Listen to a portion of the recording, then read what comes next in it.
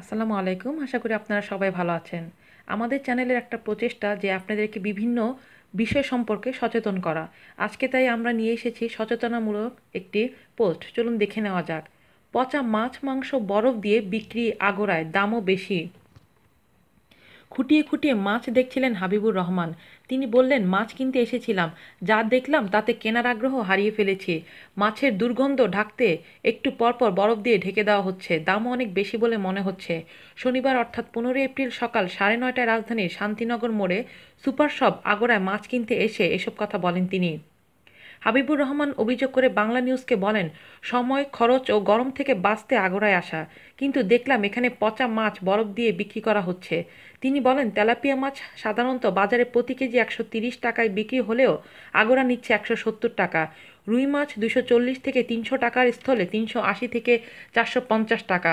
পাঙ্গাস 80 টাকার স্থলে 140 টাকা এবং তেলাপিয়া 180 টাকার স্থলে 230 টাকা করে নিচ্ছে আগড়া।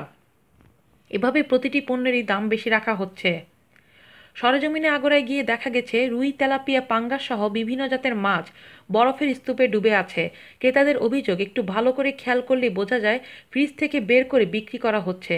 পচা মাছ থেকে বের হচ্ছে উৎকট গন্ধ। ক্রেতাদের অভিযোগের পর রাজধানীর কারণ বাজারে গেলে মাছ ব্যবসায়ী করিম মিয়া বাংলা নিউজকে বলেন, আগড়া তো আমাগো কাছ থেকেই মাল লয়, শুধু মাছ না সবজিও লয়। মাছ বিক্রেতা দামেও প্রায় 100 টাকা তফাৎ আছে বললেন। কারণ বাজারে বাজার করতে আসা শান্তিনগরের নীলা বলেন, আমি আগে আগড়া থেকে বাজার করতাম, কিন্তু সেখানকার মাছ ও সবজির দাম বেশি।